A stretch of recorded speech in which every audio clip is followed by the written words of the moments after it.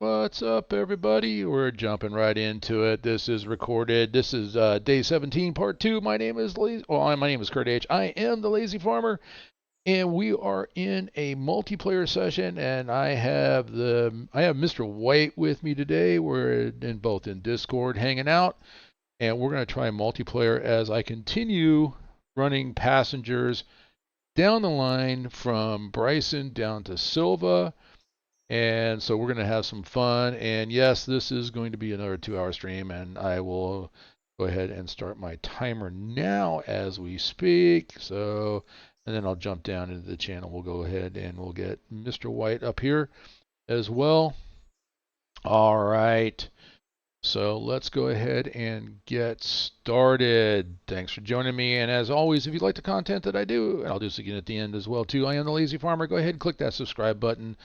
Give me the thumbs up and go ahead and click that notification button so you know when I am streaming. And so anyway, I'm going to jump down here and I am now in the channel and I have Mr. White with me. How you doing, Mr. White? Uh, I am doing very well. Thanks for joining me. This is exciting, man. A little bit of multiplayer action. So here on Railroader. All right. So, you said you had some questions and you kind of wanted to play around and see what you could do. I can continue running freight. I can continue running passenger if you want to do freight. Or what do you want to do? I'll just ask that. What is it you want to do?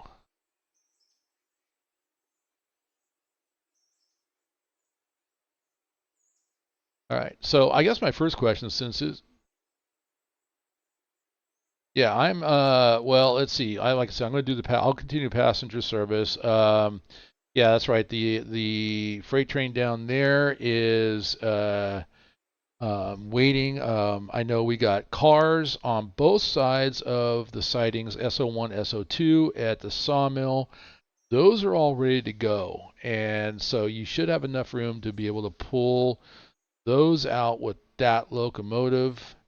And then we got those cars there, and then we'll go ahead and work the way up. What I'll do then is I'll continue. I'm going to jump in. These passengers are ready to go.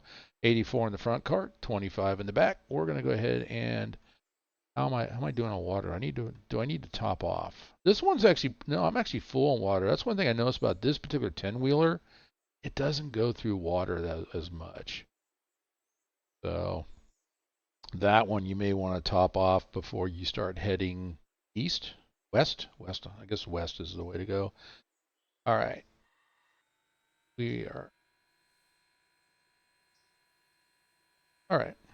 Now, Mike, since I set up a switch list and this is the first multiplayer session, if you pull the switch list up, do you see all the work that needs to be done?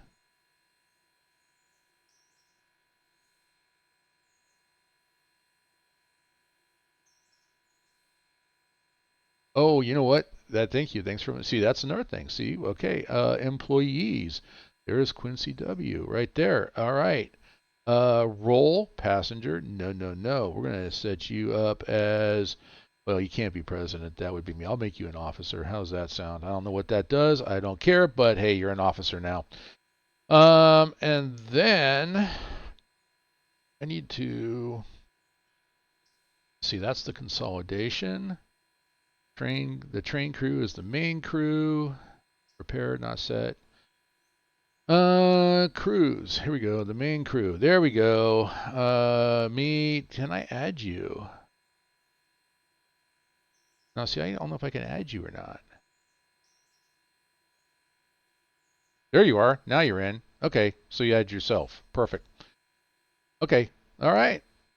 So now we get back to the same thing as can you see switch list?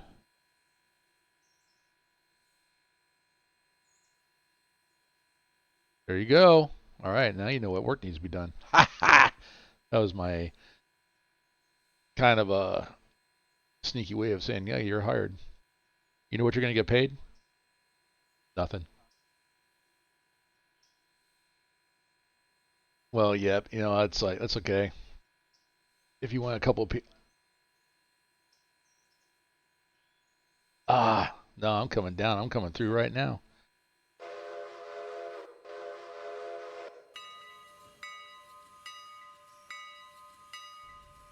Yep, there you go. Here I come. All right. Now I gotta go throw the switch because I know that my little logging of Mikado there came down and I didn't throw the switch, so that'll have to be thrown here. So I'm just gonna cruise down here at about 11 miles an hour until I get past that switch. I'm coming into passing the Y right now here in Whittier.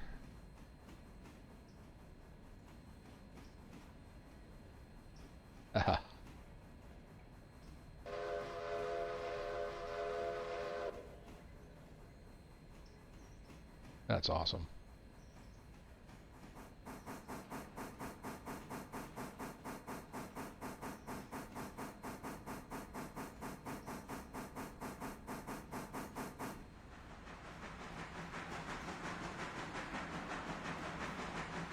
There we go.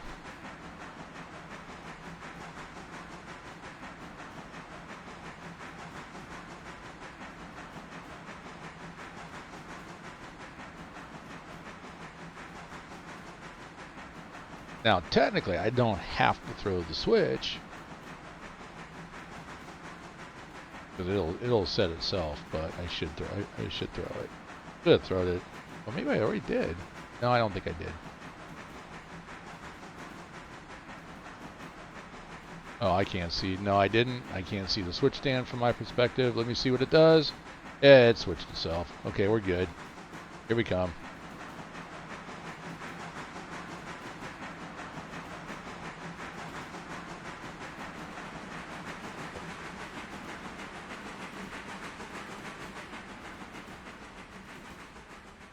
So, but going back to our... Oh, wait. No. Stop. Oh, that one needed to be switched. I got to back up a little bit. This one I did not set. That's on me.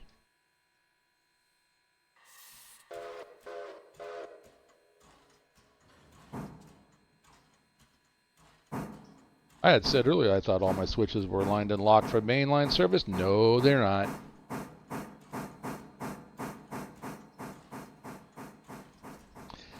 Well, you know.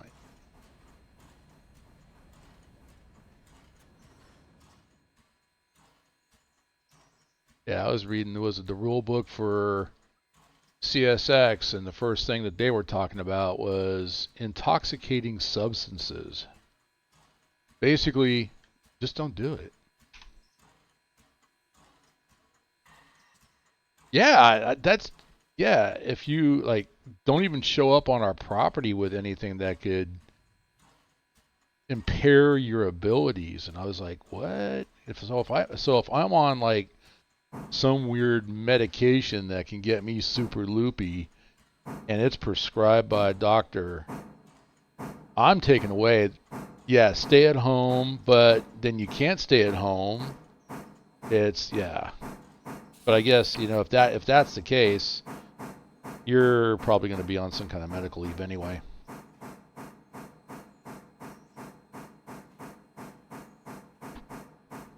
Fired.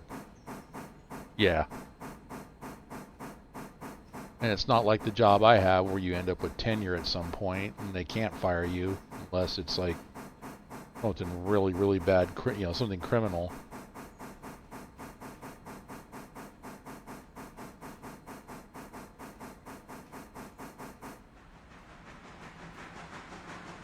Yeah, exactly.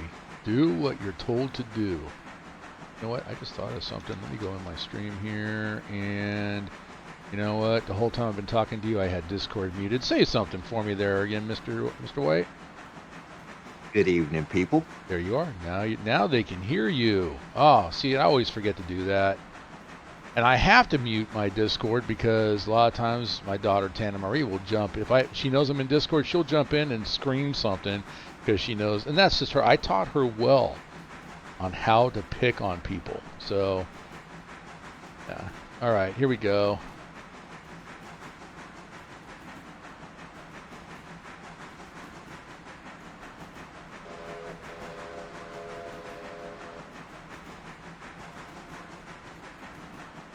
coming into view there.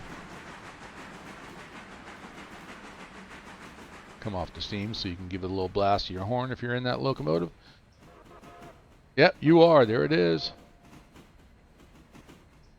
So now, unlike Run 8, see, there's no indication that you're even in the cab at all, and I couldn't see your avatar or anything. At least with Run 8, there's a name. I guess as time progresses, they'll Yeah. improve. Everything. No, absolutely. I mean, there's got to be some kind of, obviously some improvements coming, and are they going to add to the map? Are they going to extend it?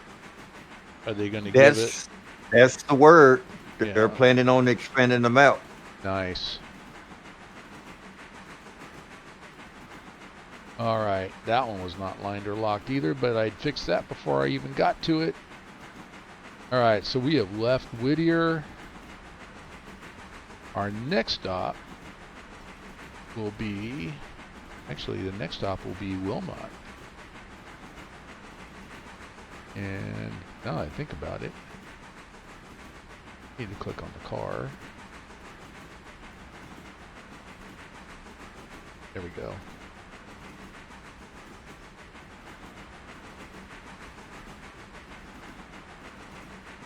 Passenger service, yeah, Wilmot. I got 21 people waiting to get off at that little station of Wilmot.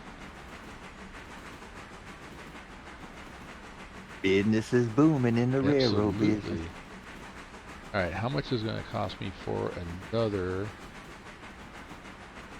passenger car? Osgood. $5,805. And that's with a discount of $645.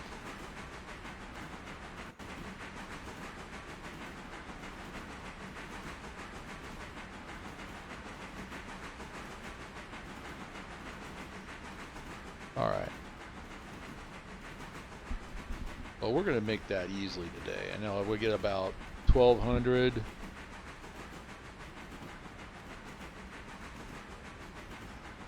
Just off of logs.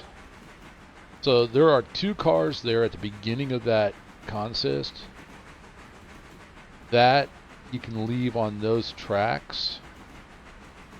And what I'll do is I can come over later or if you want to do it too, come over with the little logging, with that little Mikado, pick those up and put those at the end of that logging, cut or the logging consist over there. So the next time we go up, I can set those out and get pulpwood, because those will eventually go down to Sylva. They either go to Sylva or go to Bradley. Okay, I'll take care of that for you, no problem. Okay. So, where's Bradley?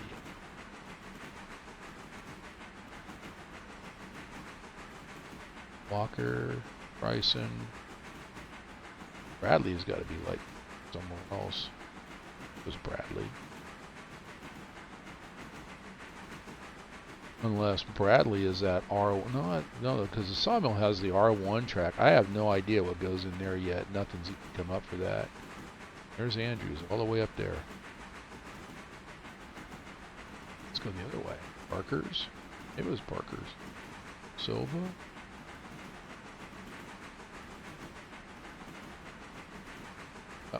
We're coming around the bend here, and then we're coming up to Wilmot here pretty soon.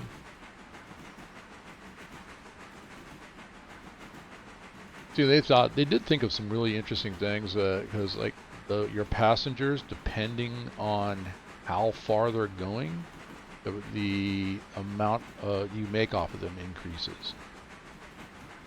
And the more you expand the map, the more passengers you get. Exactly, because like my Dillsboro station now, 50 passengers are going to get off there. I think I ended up with something like 4 passenger trains. Wow.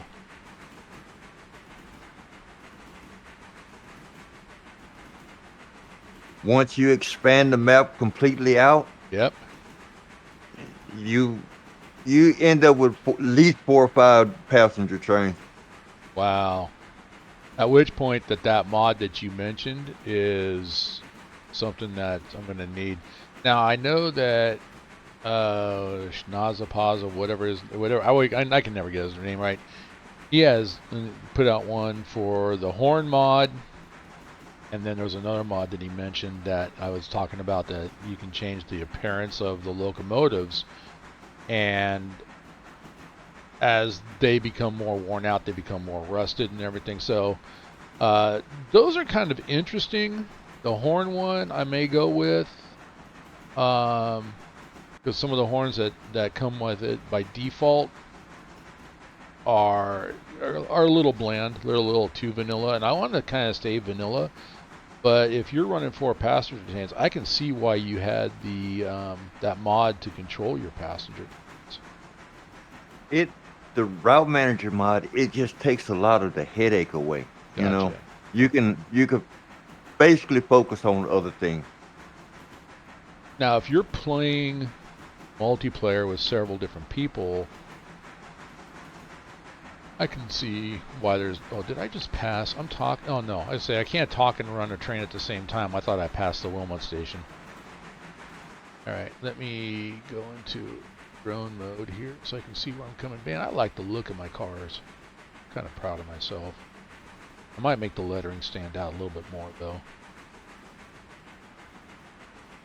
But red was a little bit basic though, but it is nice. Give it a little bit more gold. Actually, I could go, yeah, because where the school I work at, our colors are cardinal and gold, so I could do that too. There we are. There's Wilmot. Let's go ahead and come off the throttle. Slow it down a little bit.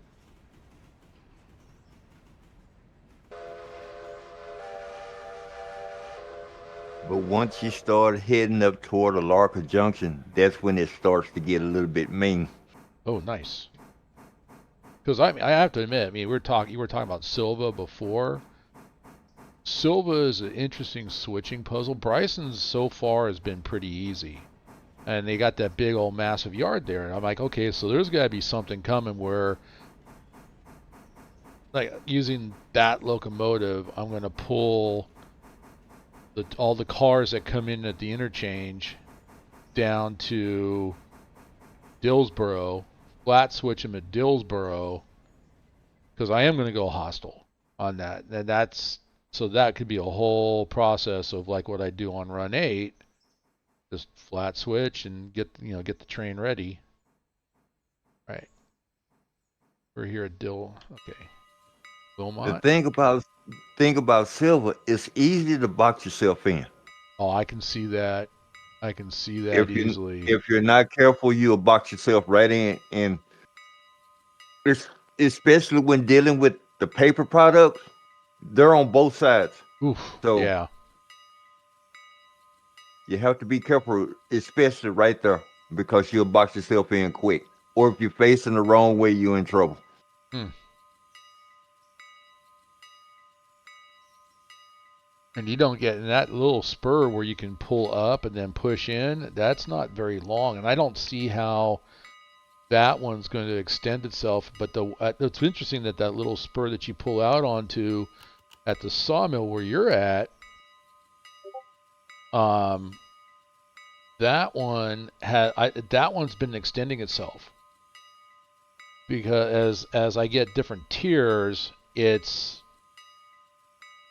weird because it's gone from, okay, you're gonna put 3 cars in there, and I pull in and I pull up to the bumper and I'm like, I got room for one more car. All right, I can go to 4 cars. Well, then all of a sudden I go to 4 cars and I pull in up to the bumper. I got room for another car, so I could actually go to 5 cars, then 6 cars, now 7 cars. And then I actually, with that locomotive, pulled in with all 8 of those cars, but the trigger point didn't highlight enough for the 8th car, so I had to put that over on SO1 and 7 on SO2. So it's like, okay, this is extending out. And as I looked at other people playing this, I'm like, why are there no trees around the sawmill? Is the sawmill cutting the trees down?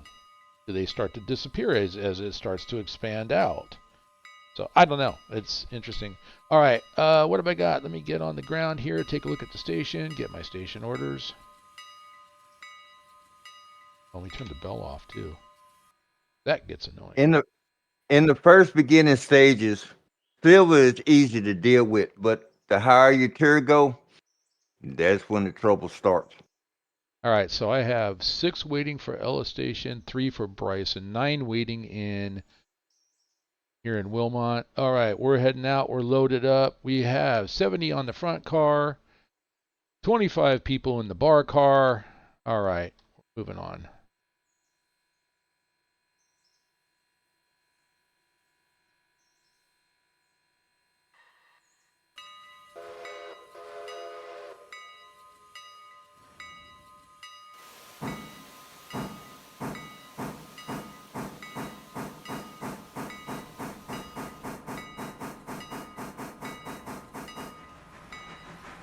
So do you still play Run 8 at all? Because I know you said it's you kind of like how many years you've done it and you got kind of burned out on it. I mean, have you walked away from it completely or are you still... Oh, I never walk away from it All right. completely. I mean that game got me through some rough times. I mean, Did it? and plus 12 years to boot. It's something like that you just can't walk away from. No, I got you. You know, That's the rough time piece. I get that because that was... Honestly, that was Lord of the Rings Online for me because that was right when I got divorced. And there's a long story there, but I've always been a fan because in high school, I hated to read. And I had an English teacher who was a substitute teacher, and unfortunately, I don't remember her name, but she like asked some questions. What do you like to watch on TV? I like to watch horror films and sci-fi films. And she handed me the book The Hobbit, and she goes, just do me a favor, read this weekend, just read the first chapter. That's it. I pretty much finished that book that weekend. And that was like, okay, then she handed me, Lord of the Rings. I'm like, good God, lady, I'm going to go blind reading this book because it was big. But it took me about a month, but I made it through that book. And I've been a reader ever since. And then when I got divorced, I was watching Lord of the Rings on TV, and I heard "Thou shalt not pay." I'm like, "What is that for?" And it was a commercial for that movie, and for that game, Lord of the Rings Online, and I've been playing that ever since. And that was 2010. So here it is, 13 years later, and I still play it. It's a 16-year-old game, going to turn 17 this year. It still looks good. I mean, even with the new card and the new 4K monitor, and it looks darn three-dimensional. So, but I get the rough time piece. That was the whole reason I was saying that. So, whatever rough times you were having, I get, sometimes you immerse yourself in the simulators or games and they get you through it. I like it. I mentioned it on the last stream that it's, it was exactly what I was looking for in simulating running a model railroad, so it became my virtual model railroad. This one is a game. I like it. It's got the money piece to it, but so that's why this is not really a simulator. It's like I've ran this locomotive a little bit rough. I've yet to derail. I've yet to break any couplers, cause any issues, other than slamming into a car too hard and having to put the locomotive and the car in for repairs because I hit it too hard. So that can happen in Railroader, but in Run 8, yeah, I've damaged cars, derailed, broke couplers. Pretty much you name it, I've done it. I mean, Run 8 is got a bite to it. I mean, well, I'll put it to you like this. When V1 first came out, there was no hand holding. It was brutality in every sense of the word. I can see that. I remember my first experience once I finally bought Run 8, and I just bought the base package, and I'm like, okay, I got to buy this. Let me try it. And I grab a train out of Needles and I thought I started it up right, following somebody in a video, and I honestly I didn't, and I was like frustrated because I couldn't get that train to go any faster than 5 miles an hour. Okay, I'm doing something wrong, trying to figure it out, and all of a sudden it's like, boom, I'm like doing 50. I'm like, okay, what changed? Well, yeah, there's things like, not starting the other locomotives in that consist, breaking a coupler, leaving half the train rolling backwards toward needles. It was like, okay, what lesson can I learn from this? And I had mentioned, was it NS Horsehead SD70, his YouTubes taught me a lot. Not just on how to play Run 8, but railroading in general. And I think he's, if I understood right, he's a conductor for Norfolk Southern, and NS. yeah, and when the Pittsburgh line came out, that was his last stream that he did. That it was, and he announced that this is the route that I'm on every single day. And if you want to know the realism of Run 8, this is spot on how the train I work on, how it operates over that run and through Horseshoe Curve and everything and down into Rose Yard. This is exactly how it operates. And so I'm like, I put that out. You want to really get a good simulator, Run 8 is it. Trains 2022 is not it. That's a simulator for a model railroad. And I've had, HO scale model railroads in the past, and it's, how that train operates on a layout, okay, it's spot on. But if you're looking for it to be spot on how trains operate in the real world, it's not. That's Run 8.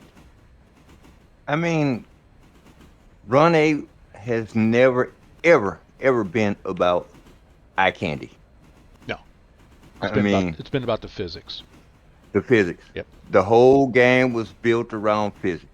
And, when they said you wanted a real man's train game, that was it. It is it. Yeah, I wholeheartedly agree with you on that.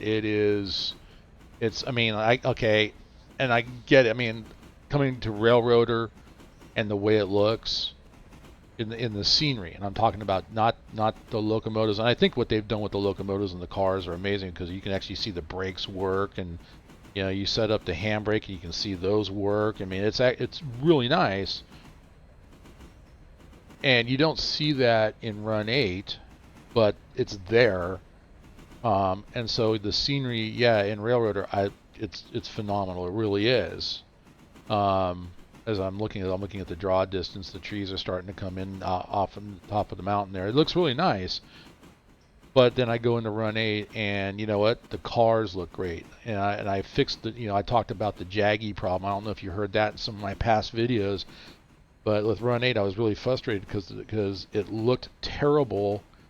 And here I went, I put in more memory, I put in a better video card, and I still couldn't get rid of them. It was my monitor. I thought I had an HD monitor, and I didn't. It's just a standard PC monitor, and I'm like, okay, and I go out and get the 4K monitor, and all the jaggies are gone out of Run 8. So now, honestly, it looks amazing, or I should say it looks better, not quite amazing, because this looks amazing, but you know what? It's still, the physics are still there. It didn't affect any of that.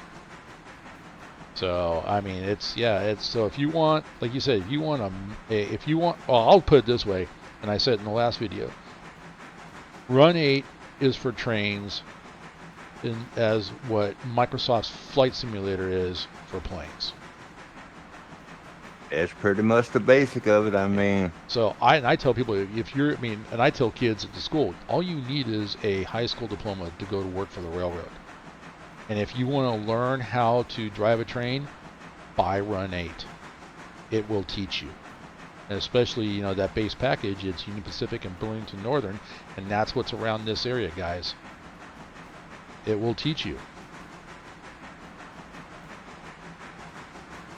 But their documentation, I think their website needs to be updated. the documentation, which all goes back to version 2, it's still relevant, but it doesn't look like it would. Things don't look like what they do now in version 3, so they really need to redo their documentation, and I think that they need to do one big PDF file that you has hyperlinks in it.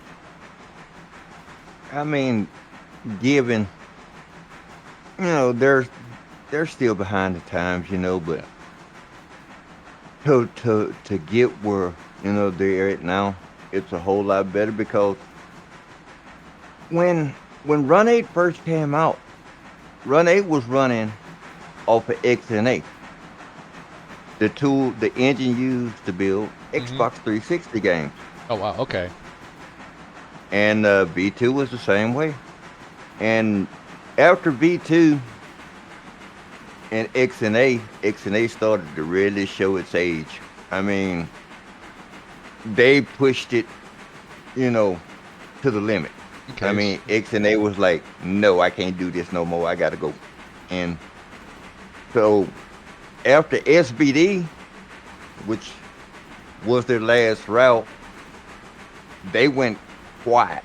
I mean, nothing was ever said. You never heard nothing else. And all of a sudden, B3 just showed up. Okay. And what now? And Now what engine are they using for V3? Noesis, Oasis. Okay. And that's what you think they might use if they're coming out with version 4. well, being how powerful Noesis is, they could work wonders with V3 if John chooses to.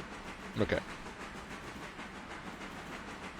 And which I think he's gonna do anyways because I kind of feel like V3 is a guinea pig.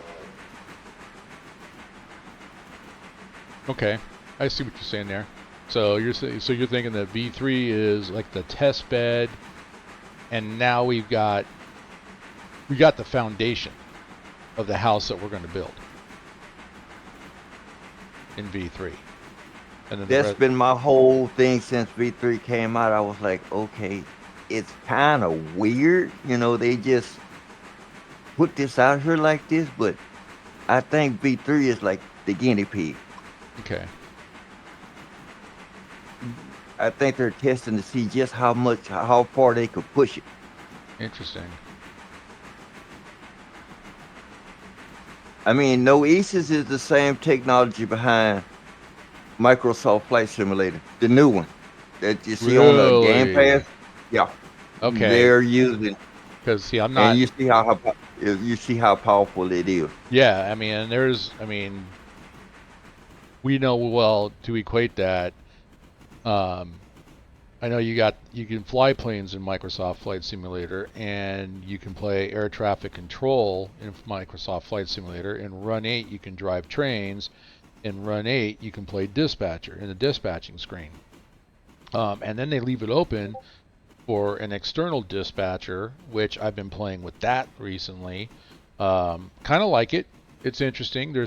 He's got some work to do on that yet because I was on the Mohawk branch. I was trying to get uh, one of the lights to change from red to green to let the train go, and it wouldn't change.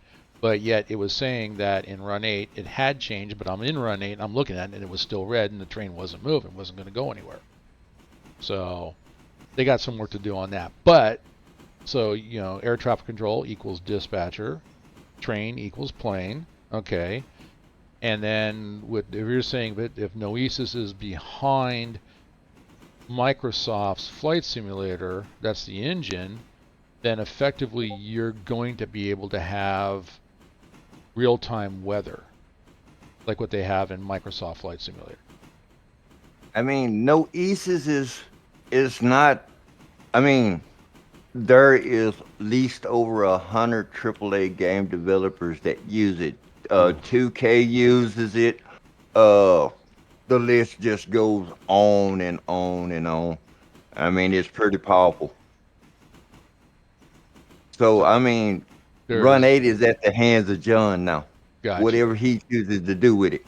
Now, John himself, I mean, have you talked with him directly, or I mean, because you were mentioning the other day that you were like in our chat that you were like follow him on Facebook. So have you talked to him directly and question is what is where Run 8's going to go, or is this what he just put out there on his Facebook page? Whoa, come to a stop. That switch is not lined and locked for Okay, me. John Greenstone, Run 8 is his baby. He's the head programmer. That's Okay, his baby. gotcha, Jason, Jason Webb is a third party route developer. gotcha. Fitz and Waycross A line, all that's his. Well, So Mr. he's Greenstone so he's himself, not only is he Run 8, he's also High Rail. he's high rail. Gotcha. Okay. Now, Mr. Greenstone, he speaks in riddles. You know, he'll tell you things, but he leaves you to figure it out. You know, he doesn't say anything directly. Okay.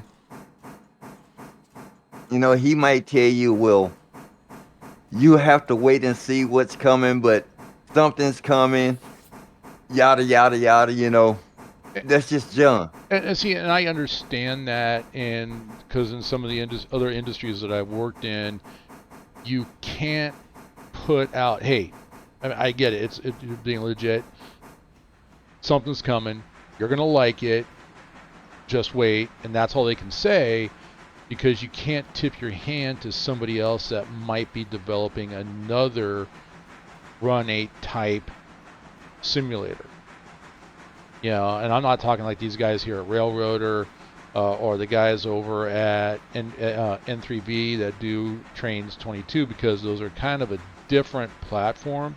But if you're looking for somebody that's going to, hey, I'm going to come out with a better train simulator that has better physics or similar physics to Run 8, now you're in competition, which is what we're about. I mean, competition makes things better, but you still don't want to tip your hand to your competition, because ultimately, what are you in it for? You're in it to make money.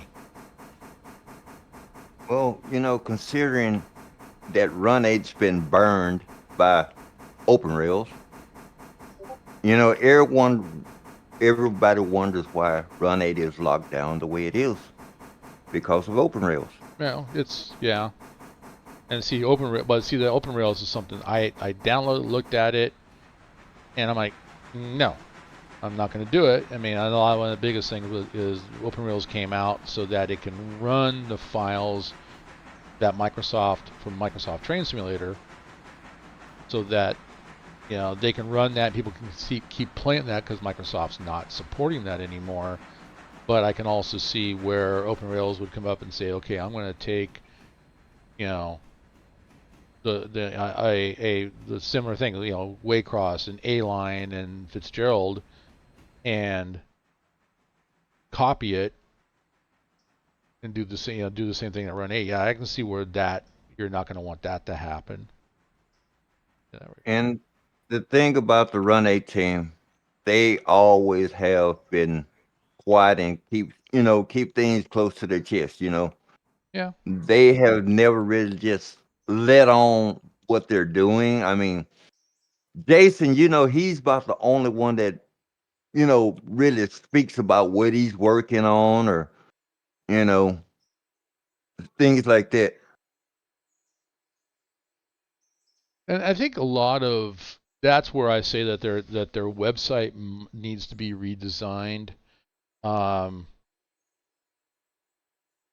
so that because I was looking at it today, and yeah, okay, now they added the updater to V3, and I like that. So if you launch it and you see the button at the top, hey, I got an update, let's do the update. And that's pretty much how I know now, that like the last time they came out with this, was it the South Fork secondary to the Pittsburgh line, I was like, boom, I got an update. And I'm looking at what's being updated. I'm like, there's a lot of assets dropping right now. What just came out? Now I go to their website. Oh, there's a whole new subdivision that just came out. And I'm like, okay, and I can go grab that. But they just need to. I know that they're relying on the Depot website and their forums, and if they want to continue to use it, that's fine. But they need to have something like and I'm going to think like Lotro. They need to have a community person come on, and $201, 69 fares at Durrell's. That was a good chunk of change. I don't know. Do you get those messages when I drop off passengers in Yeah, I multiplayer? see him. Okay, all right. I see him. I'm just curious because, like I said, the first time I played multiplayer, I don't know if because I haven't been paying attention if you've been dropping off cars or not. I haven't seen anything, so I'm just curious. But anyway, going back to that, I mean, like Lotro, they have a community person, and he actually streams, once or twice a month, and he'll go over this is what's in the planning stage.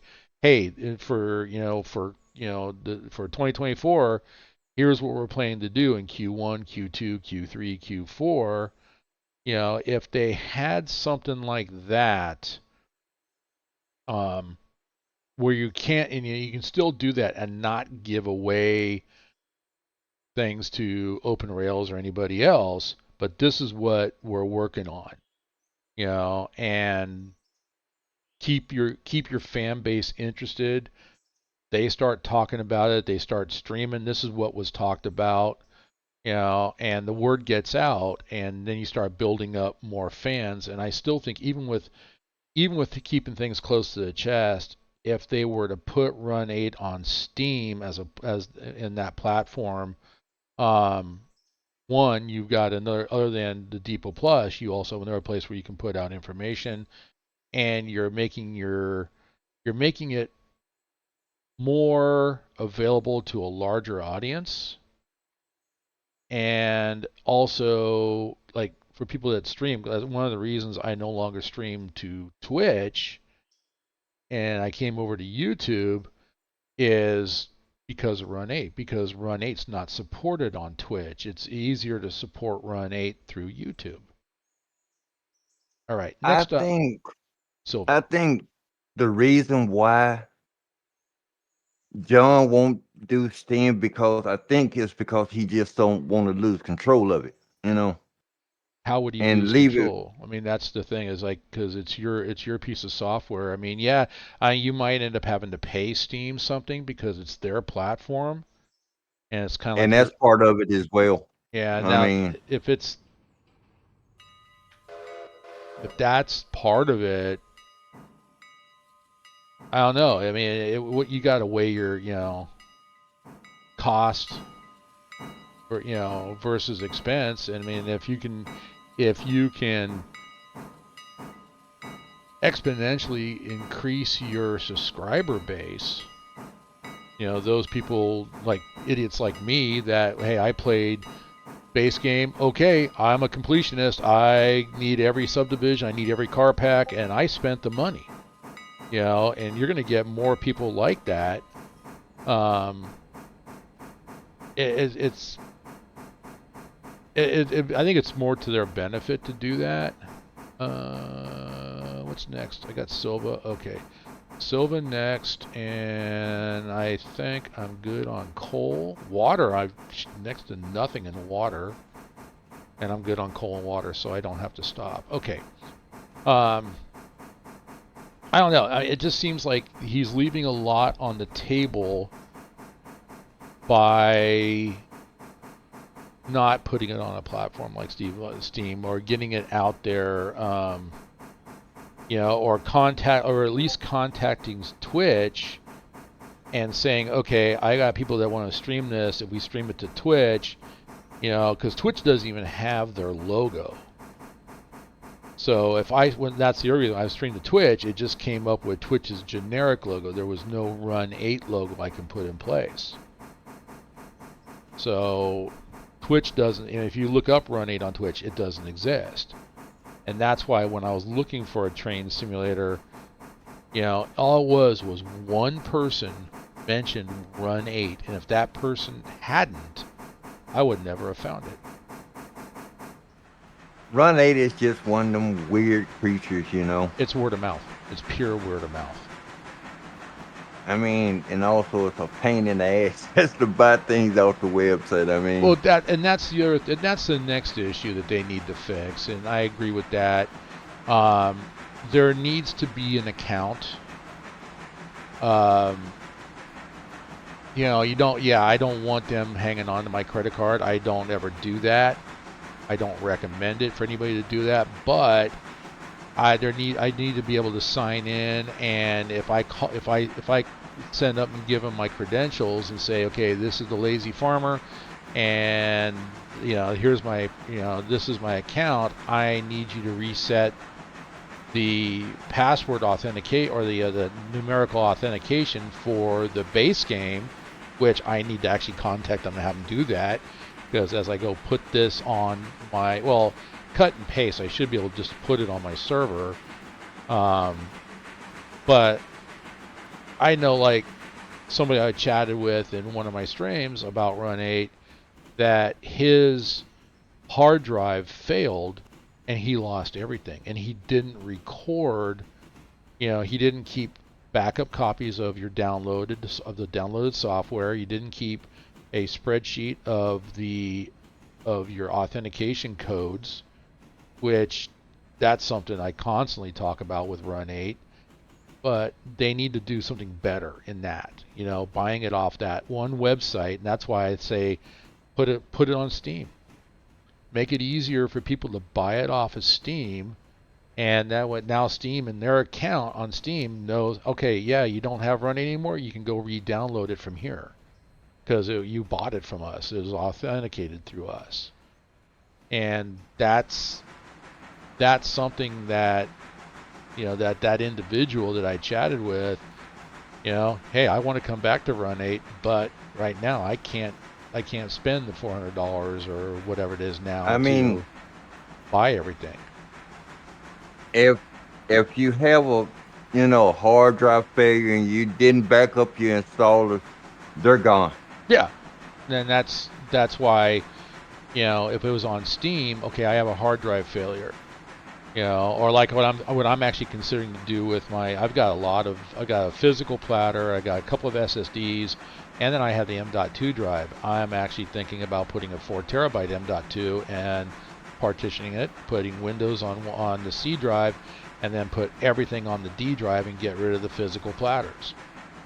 And so if I do that, okay, if I hadn't have backed up all the installer and all the subdivisions and all the car packs, now I'm back to having to buy them again. That's an issue that needs to be that really is an issue in today's world. And I think, like, that's where I think, okay, either if you don't want to put them on Steam or a platform similar to that, you need to change your platform to where we create an account, and I can go to that account going, okay, I purchased the base game, and I purchased Mohawk, and I purchased um was it Mohawk in I just drew a blank. Selkirk? Wow. Thank you, Selkirk. I just drew a blank. Thank you, COVID. Um, but all that being said, I mean, I can go there and say, yeah, here, put in my credentials. I know what my credentials are for that. Okay, these are your car packs that you've purchased. These are your subdivisions that you purchased. You know, go ahead and re-download them. In today's world, that's what he really needs. And then I mean, you can figure out some way to, okay, you get, well, look at what happened with me and Microsoft. 4 machines later, and this is what Microsoft considers with all my upgrades. It's one machine. Your license key is one machine, one user. You've had 4 machines. Well, no, I've only had one. I've just upgraded it. Well, when you upgrade the processor, the motherboard, and everything else, it really comes down that you've upgraded that one platform 4 times, so that's 4 different machines. There's a way, you can do that too. Yeah, at some point, you know what? You've had X number of downloads, you don't get any more. Now you got to rebuy it. They can do that too. the thing that's always bothered me about the way Run 8 installers was Oh, you cut out a little bit. the V1 and V2, the V1 and V2 installers, they Yep. had DRM embedded in them. And if you use them too many times, you burn them. Yeah. And and then that's you'd have to and that contact yeah. them for new installers and everything.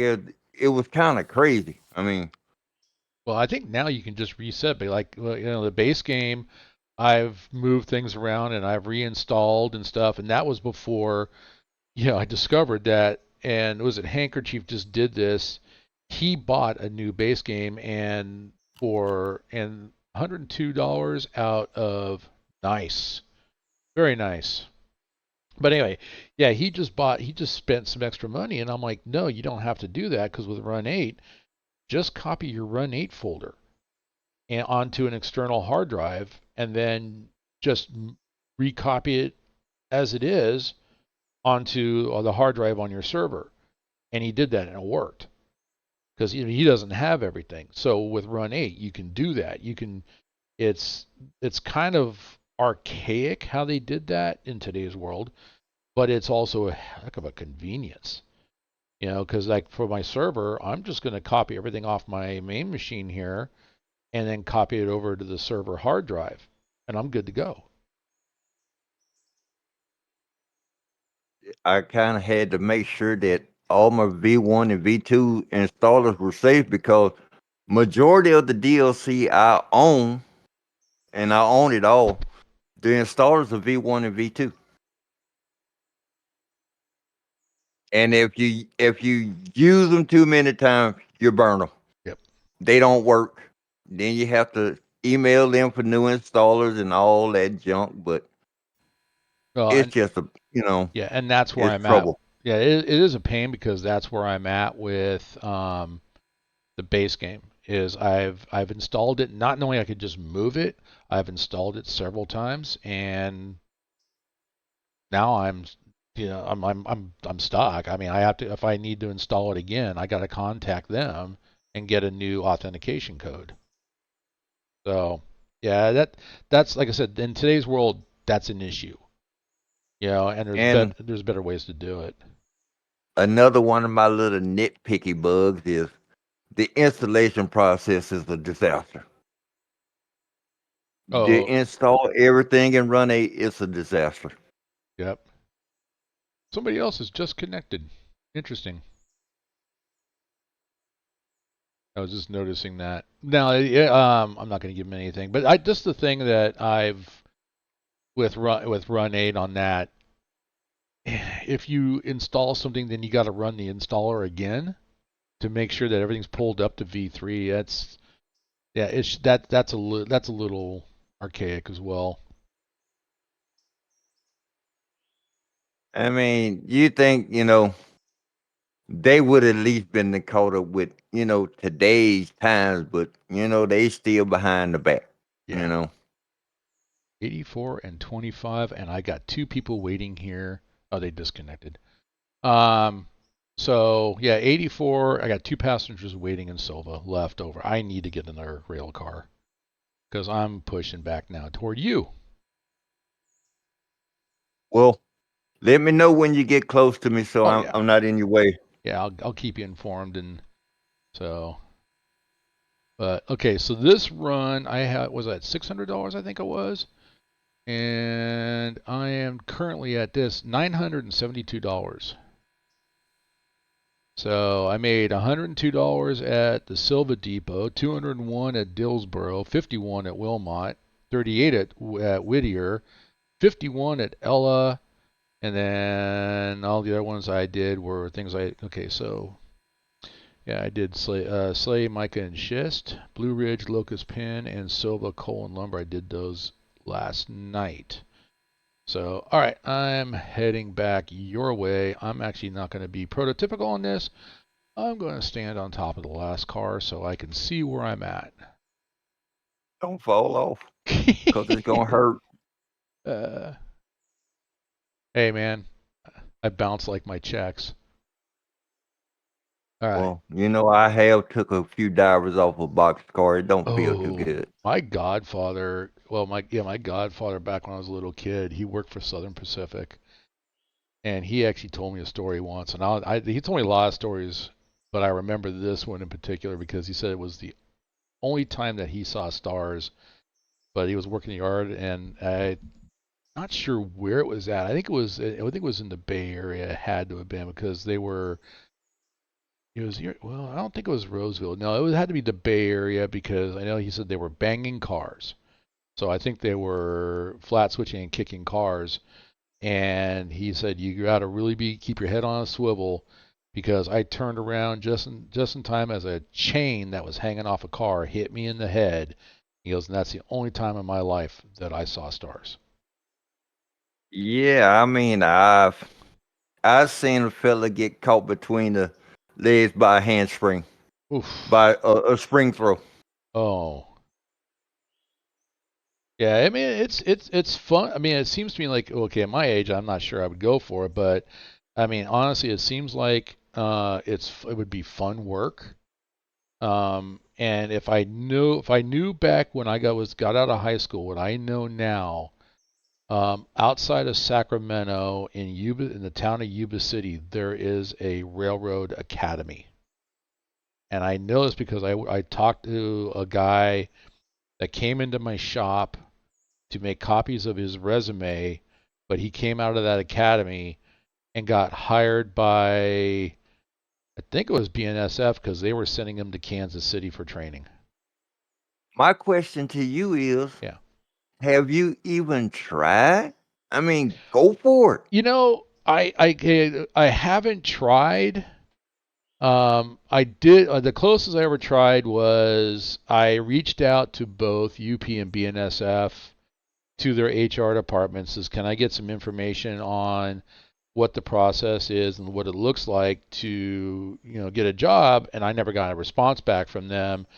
And then I had a friend that worked for a company. I can't remember the name of it, but she worked for a company where she drove the van to go pick up train crews and then take them to the hotel, and then pick up the other crew and take them out to the train, that kind of stuff. She did that, and through that company, she went to work, I think, for UP.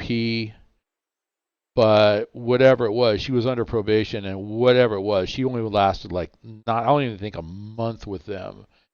And she wouldn't give me details, but I was talking to her one day. We both play Lord of the Rings online, and she showed up, and I'm like, "Aren't you supposed to be at work?" She goes, "Oh, I got fired today." I'm like, "Wait, what happened?" And she goes, "Oh," then she was blaming them for everything, and I think honestly the best thing that I can glean out of what she was trying to tell me was that she violated some safety protocol and they cut her loose.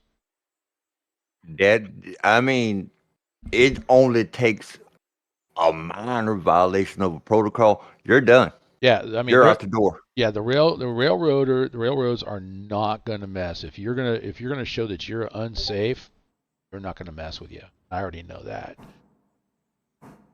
I mean, when you even go through training, you might be in a class of maybe 40, 50. By the time 6 weeks is up, it ain't maybe about 10, 15 left.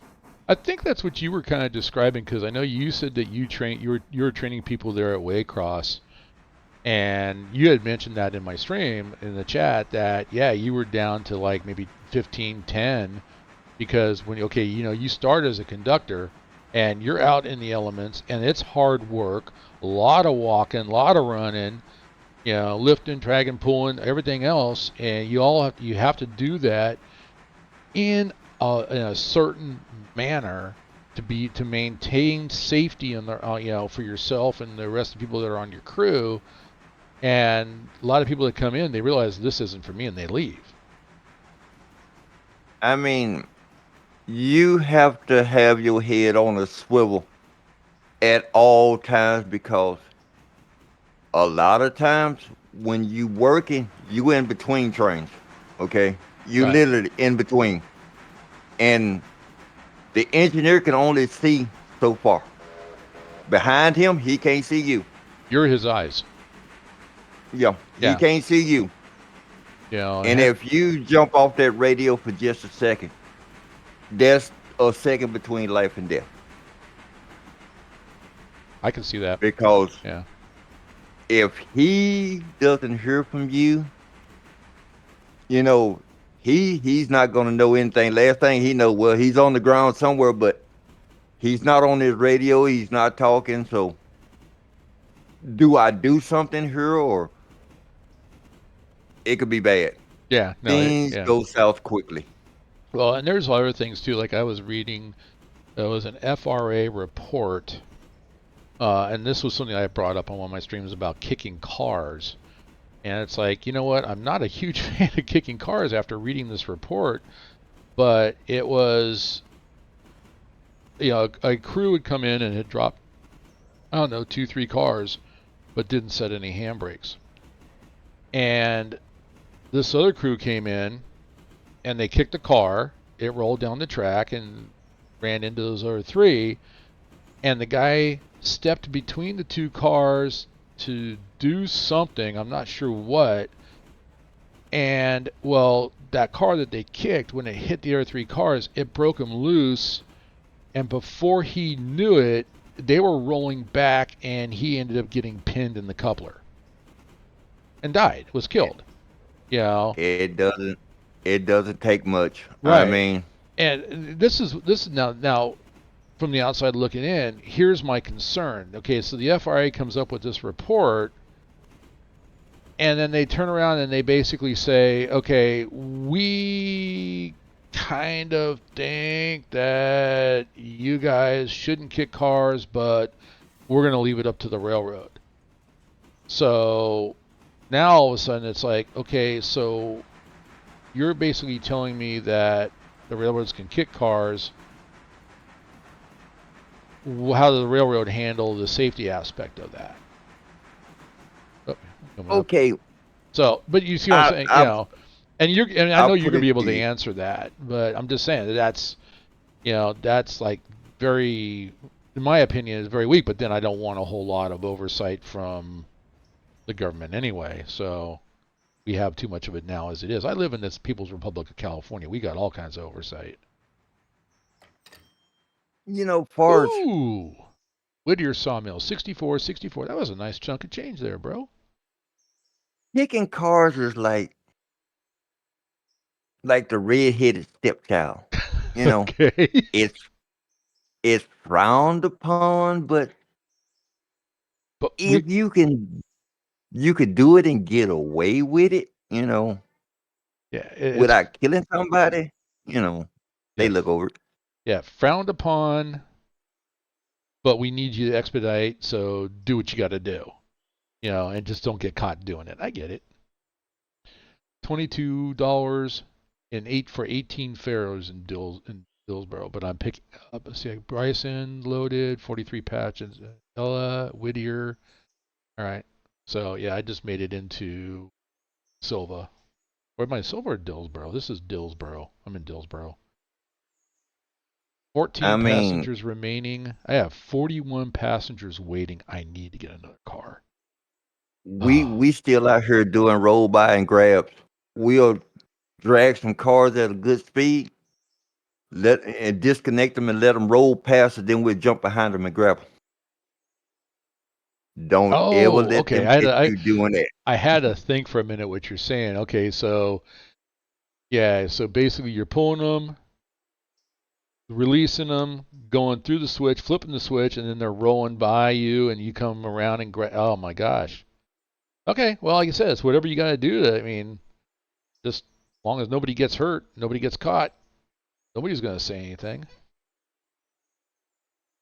I mean, if you got a cool train master, because a lot of those train masters are old heads, Oh they've been yeah. out there 30, 40 years, they done seen it all, done it all. So what us new generation of railroad doing is like, y'all just not figuring this out.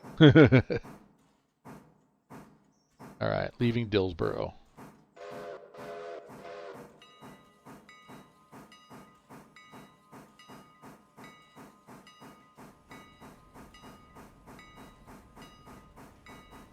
Next stop is going to be Wilmot. Then I'll But be after Wilmot will be what? yeah, Whittier. man, give it a shot. See what happens. Yeah, why not? You never I know. might as well. You Especially never know. especially some of the stuff that came down the pipe this week so far. Yeah.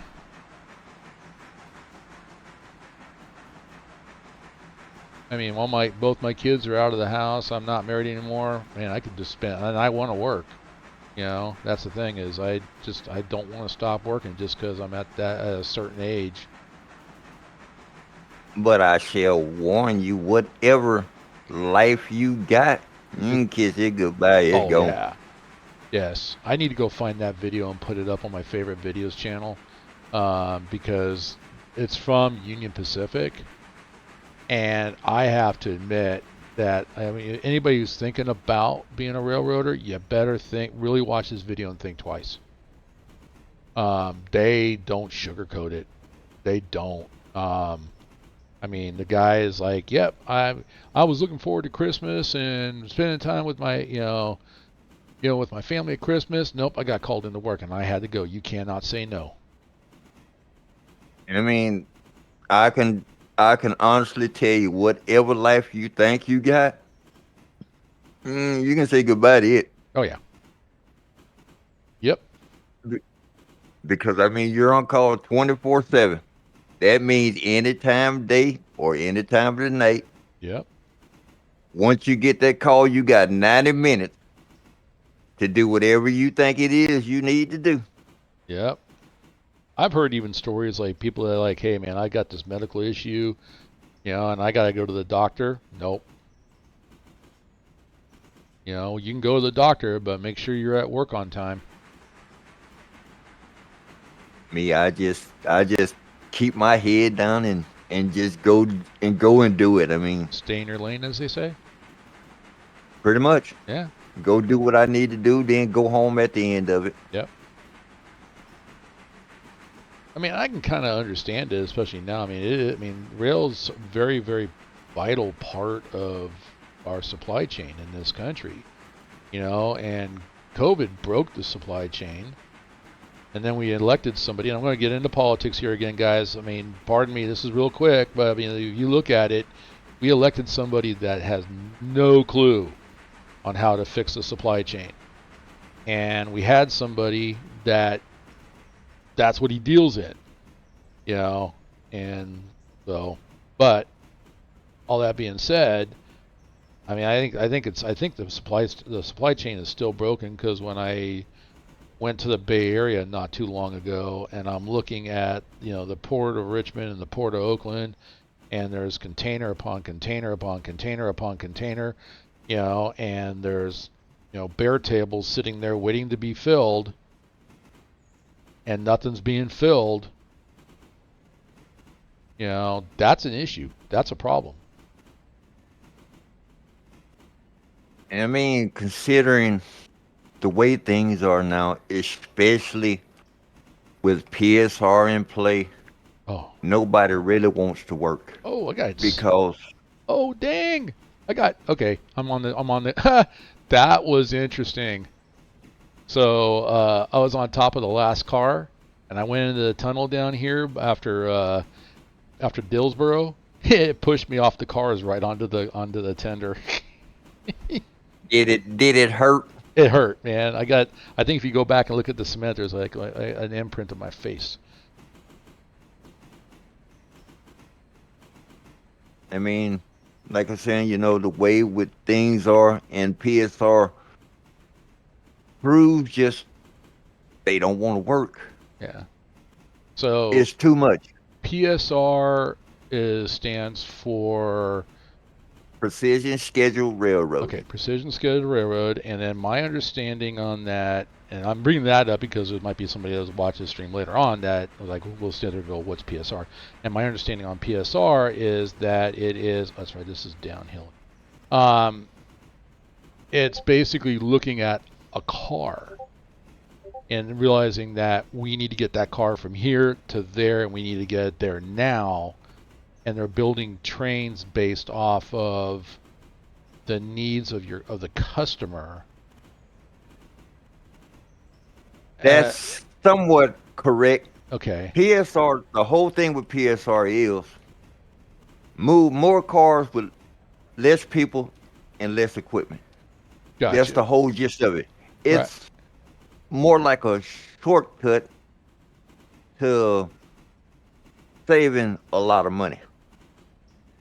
Well, honestly, being devil's advocate, the nature of a business is you want to do as much as you can with as minimal expenditure as possible. And Right. I also understand that the easiest resource that you can manage and cut back on is personnel. I've been on the management side of that in a different industry than what I'm in now, and so I get that. But here's the other side of that coin. All right, and I've looked at, once again, there's a video that came out of Union Pacific basically wanting to take it down to a one-man crew. And and obviously they're talking road train, not your locals, because I don't see how that's going to work on a local. But they're talking about, well, gee, we'll put one guy in the cab of the train. If he breaks a coupler, instead of having a conductor with him that's going to go out and fix that coupler and help him recouple the train, well, he's going to put a call in, and it's going to be much more efficient and much better when this guy shows up, and he can drive right up to where that broken coupler's at and fix it. Well, my first question, which they don't even address in the video, is what if there's no roads leading up to where that, Exactly. okay? And the best thing I saw was taking that trip from Roseville over the mountain to Sparks, okay? And we had to stop to, for I don't know what reason we stopped, and I'm looking out the window, and there's a broken coupler on the side, just laying on the ground. And I walked over to the other side of the car, and I looked, and I went back to my side and looked, and there's no roads. There's nothing. This is up in the mountains. What if that couple when did that coupler, did it break in the summertime? Okay, maybe they can drive down along the side of the track, do some four-wheeling or whatever. Or is the guy going to hike in? No. Okay. But what about the winter time? I mean, right now Amtrak's not running any trains over the mountains, but I guarantee you freight hasn't stopped. The So whole the whole idea of the one man crew, it's been kicked around and beat so much. I mean, you hearing this like, yeah, that's not gonna work. there's no, I don't, just in the under the term of safety, how is it going to work? I mean, unless you have a two-man crew now, and you have, you have the engineer. Well, the conductor is going to help the engineer stay awake. I mean, you got one guy sitting in an 8-foot box by himself. He's going to fall asleep. He's going to miss a signal. He's going to miss a sign. He might even miss a radio call or something. And human nature is, if they can bypass the alerter, they're going to bypass the alerter. Yeah, it's not. No, it's not a good idea. I mean, one man crew, not a good idea. And I know, like, okay, I've seen. Once again, I'm relying on videos, but I've seen, the videos in Australia. But these are trains that are in the outback where there's nobody around, and they're going for miles on pretty much just a straight track. There's no crew in that train. It's all automated, but they can do that there. You look at what I'm. Given I mean, look what I'm driving given on the right now. There's no way, you know, that a one-man crew can be 100% safe. And you I look at mean, like what happened with the big huge accident in Palestine, Ohio. That's what you're looking at. You're looking at a lot more of those, and there's accidents every day that we don't hear about. the whole idea of one man handling it in an entire train by himself, it's literally impossible. I mean, two two people Hmm. can just barely do it because there's so much that goes into it. It's more than just throwing the throttle and jumping on the radio and talking to dispatch. It's a whole lot more to it. Oh, yeah. Give us an example. Like for instance, okay, let's take PTC for example. Okay. PTC stands PTC, for. positive train control. Okay. All right. Now, this thing has a bad habit of throwing a fit. Okay.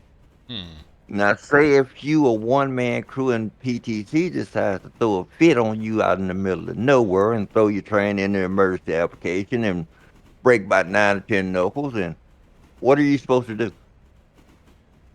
Well, There's nobody. according to Union Pacific, you call for help, and then you just wait for it to arrive. But if there's no roads in, no access to it, you're stuck. Yeah. That means all traffic's going to stop. It's not just your train; it's trains coming from both directions. Okay. You're going to start costing the railroad about $10,000 a day in fines because of merchandise being late. We talking about millions and millions of dollars of merchandise, and boy, it's a Stephen King book of things that could go wrong Oof. quickly. Yeah. See, I can see that. I honestly can. I mean, that's just. Yeah. So I mean, so rail safety, yeah, it's not a good idea. And basically, your PTC, it sounds like the the Windows Vista of train control. Anything that can go wrong will. Actually, it's funny you say that because they do run Windows XP as the OS for the MFD screens Huh. Well, yeah, on okay, my. and I get that because I mean, here we are. Was it Windows 7 was out, and in the organization that I worked for, their registers were all Windows XP, and they tried to go to 7, which is better than Vista.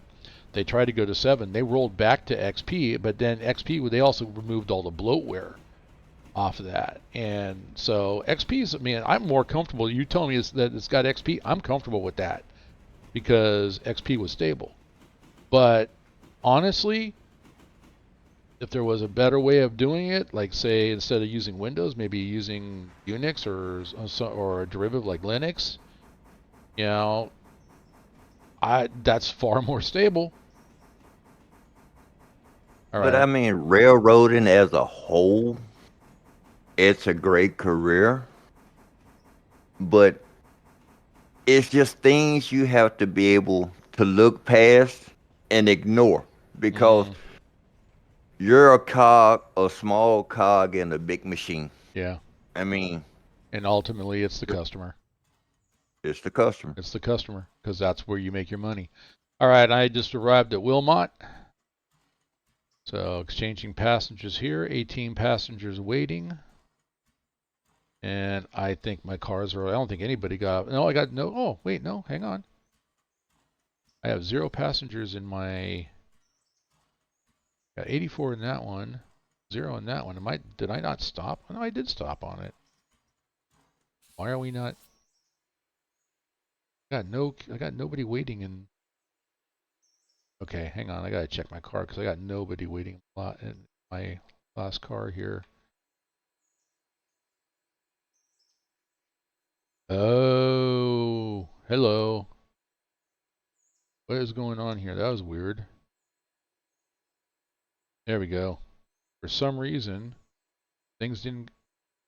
Okay, now I'm loading up. Like all the passengers, the last car had 25 and all of a sudden it went to 0. It's like everybody got off here, but nobody was getting on. All right, we're good. Whittier, Ella, and Bryson left, and that's what all had in Wilmot. All right, still have 84 on the front car. Have 18 out of 25 on the last car. All right, next stop, Whittier. Well, I'm gonna sit over here till you get on by me. All right,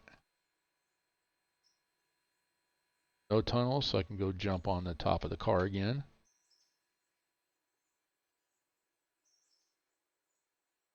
But I mean, all in all, if trains is your thing and you like them, I would add to it if get you out there and like go do it. if you That's my like, advice to you. yeah, if you like hard work, and I don't mind hard work. In fact, like today was kind of an easy day, and I was like, I'm not liking today because I'd rather have either that mental challenge or a physical challenge. So, and today was just kind of an easy day, and I was kind of bored. So, all right, leaving off the break, and here we come. I mean, you know, getting paid to travel, there's nothing like it. I Oh mean, no, I agree. I had another life. I used to work on mobile MRI and CT equipment. These were in 8 foot by 48 foot trailers, and I got paid to travel all around the country to work on those. I did air conditioning, hydraulics, high voltage. on a train, it's just you and your conductor. No boss standing behind you, looking over your shoulder, yelling at you. That It's too. just you and him. Yeah, because honestly, when you get a boss like yesterday who was bored, so what does he do? He comes out and mess with you. He messed with everybody on my crew. So it's like Well, I literally told him, "Go away. We got this every handled." now and You know. then, every now and then, the dispatcher will mess with you. Oh, they'll mess with you hard. Oh, I'm sure they will. Disrespect the dispatcher. They're the ones that actually will route you.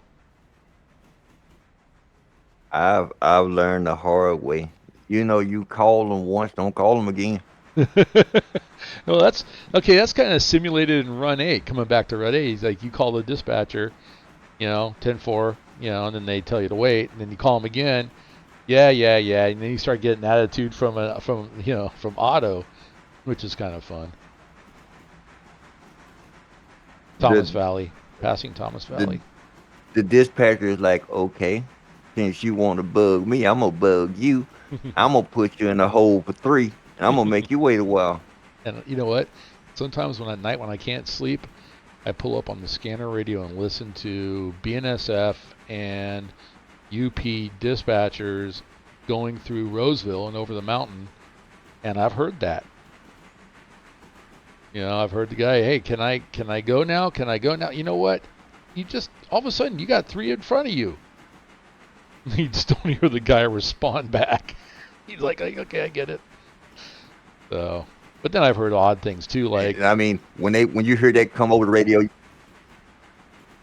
it's almost like your whole dream just got crashed because you thinking, well, I'm finna get to where I need to go. that's Nah. where you might as well sit down, put your feet up, and pull out a magazine and read because you're going to be there for a while. Then And it, the one that bothers, I honestly I think would bother a lot of people too is I heard uh, dispatch there was somebody on the track and I just hit him. well, You know, I just figure, hey buddy, that ain't your fault. You're just doing your job, and all you did was call the herd. I've I've had my share of that, and it ain't no good.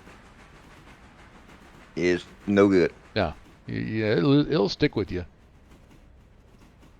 because once it starts, there ain't nothing you can do to stop it. Yeah. You don't want to do it, but crazy part about it is they tell you in railroad school during your career you're gonna kill somebody. I mean, you gotta literally live with that in your head at all times. I mean, Is it my day?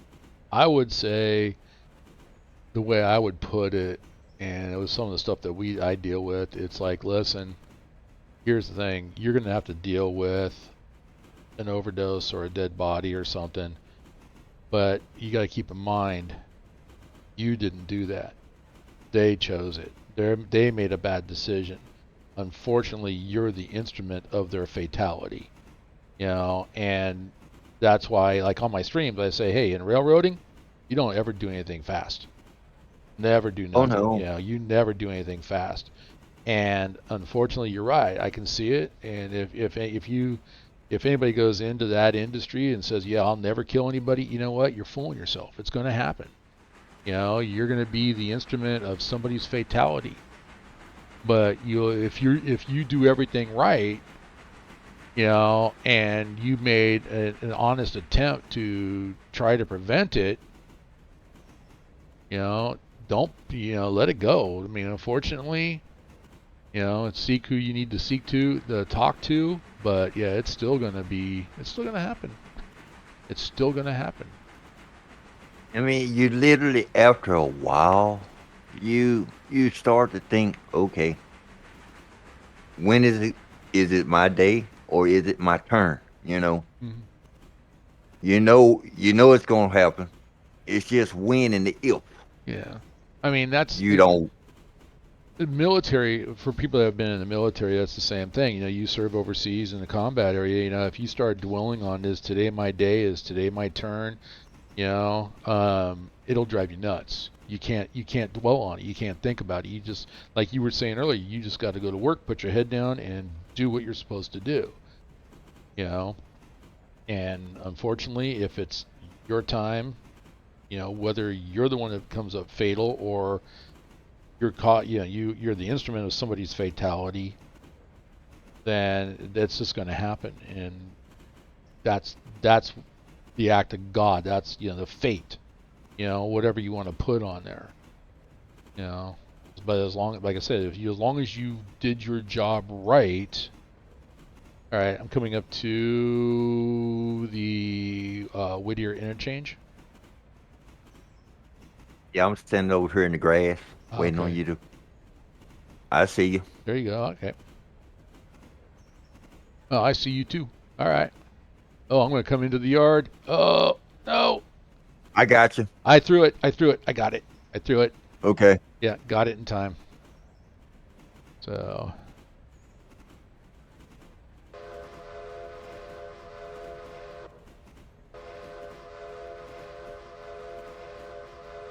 oh, wait, somebody stand by the tracks. I better ring the bell. Safety first.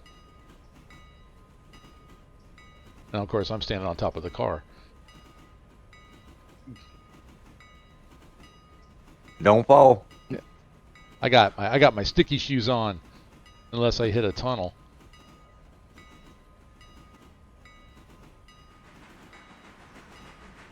All right. And is that set against me? Oh, that is. Off to this game and see if I can grab this switch. Come on, give it to me. There it is. Got it.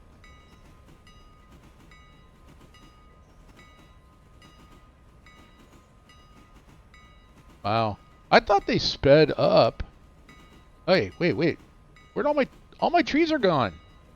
Now all my trees are gone. I think it's because the map constantly refreshes while you're in multiplayer. So Maybe. I Yeah, think I think things just kind of like disappear. maybe.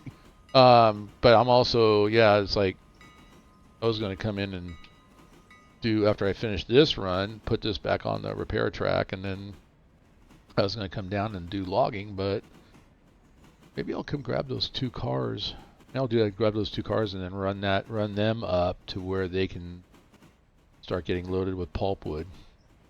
Yeah, once you pop these two cars on the front, I'll take the other two Okay. down the stencil All right. and put them where they need to be. Yeah. I've got Whittier Station, Ella Station, or Ela. I'll just call it Ella. And then Bryson. Then I'll park this thing back on the repair track. It's out of the way there. It's perfect. And I'm at 1,000. Okay, $1,396 so far. Not bad. But if you do decide to get in the railroad, I'm gonna just warn you. Yeah. The first 2 weeks is boring as hell.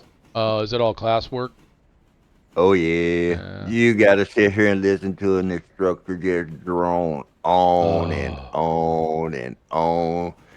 That's why I say you get a head start in reading the G Corps yep. manual, and that way you kind of know everything. So There you when they go. decide to run the test by you, you won't be like, what's this, what's that, you know. You know what? For those people that are watching this stream or might watch it later on, I think I'll put a link to that G Core manual in the description. So just in case they're interested, and then I found the one from Union Pacific, but like you said, they're all gonna they all have to follow it. So I can even hand that out to some of these kids at the school. All right, we are unloading at Whittier. 7 at Whittier, 7 going off. They're coming on. At the end of the 6 weeks, when you graduate, the fun really starts because now you got all four coming at you. Who now? Then you have to pick who do I want to work for because they're all going to start offering you this Oh, and that and this and you're like, so you're talking can I just work? CSX, Yeah, Norfolk Southern, and then Union Pacific and BNSF. yeah, all four of them just gonna come at you with all kind of work incentives and Huh. What happened with I mean, Kansas City? I mean, I know Canadian Pacific took them over, but it's CPKC now. But they're not, because that was like the fifth class one. They don't come after anybody. they do, Oh, but okay. see, CP is basically, you know, Canadian Pacific still. I mean, they Yeah. just so you have to go up like Fort Ontario and all that good stuff there. I Right. mean, but the way it is now, you probably wouldn't have to go that far. I mean, Hmm. No, I was just kind of because curious because if somebody is like even because the streams I've had people from all around the world watch my streams and watch them afterwards. I was actually surprised that Brazil is like the top country that a lot of people watch my videos out of. So welcome from Brazil if you're watching right now. Of course, I'm recording this, so anyway, but still, it's one of those. A good discussion, man. This was really good. I'm glad you came in, Mr. White. I appreciate you very much. anytime, anytime, and I Yeah. appreciate you having me here. I Oh yeah. mean, No, anytime. And we'll get you. Have you joined Handkerchief's server yet?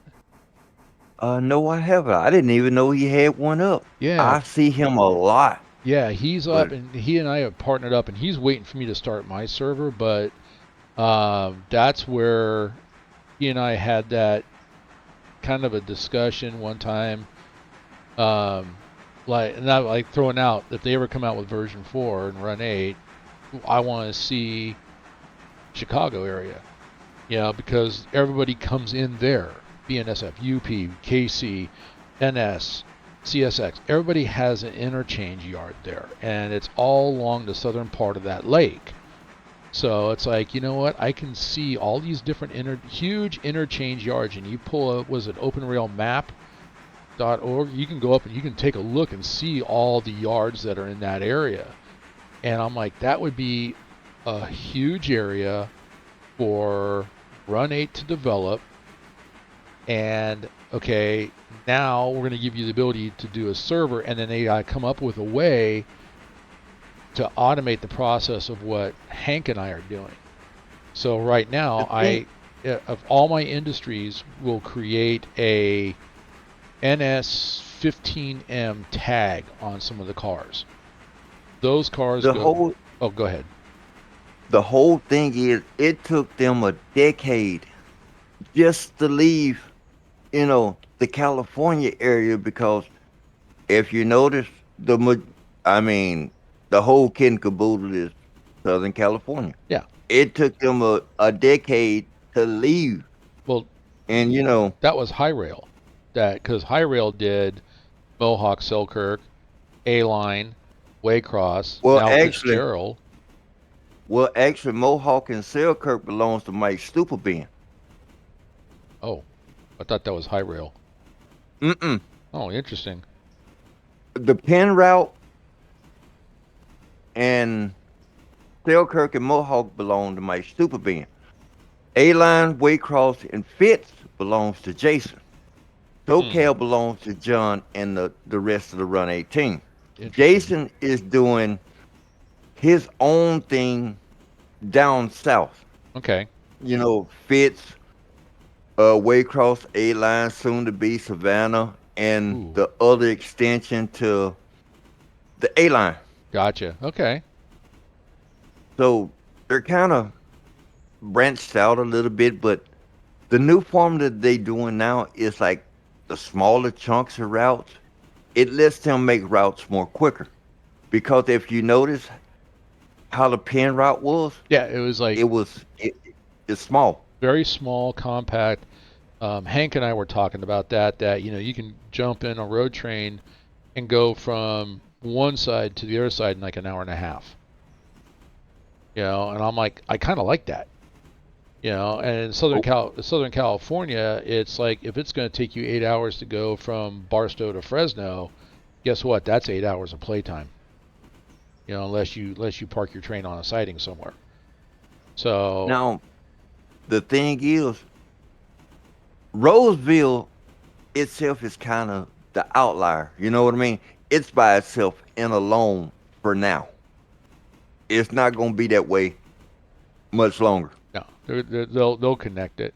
But let me get back to what I was going to say about Chicago, because consider this. Okay, when they gave us Run 8, and I'm not sure when they brought the server in. Why am I hitting the brake? I meant to hit throttle. Um, Once again, I can't talk and drive at the same time. So when they gave us the server, I'm not sure when that came in. Maybe version 2. I'm not sure. You can correct me if I'm wrong. Um, but okay, so we have a server now, so we can do like what we're doing now. You and I can play. If I bring up Mohawk and Selkirk, we can do stuff there.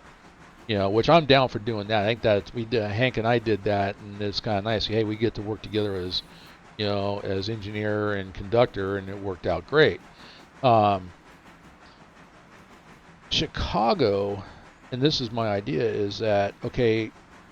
It could be a subdivision under yourself if you want to just play with it that way, but the strength of it would be okay. It's going to be a server, and say I want to run the Chicago server. Now you have Waycross, and you have a train in there that needs to go to Norfolk Southern up on the Penn side.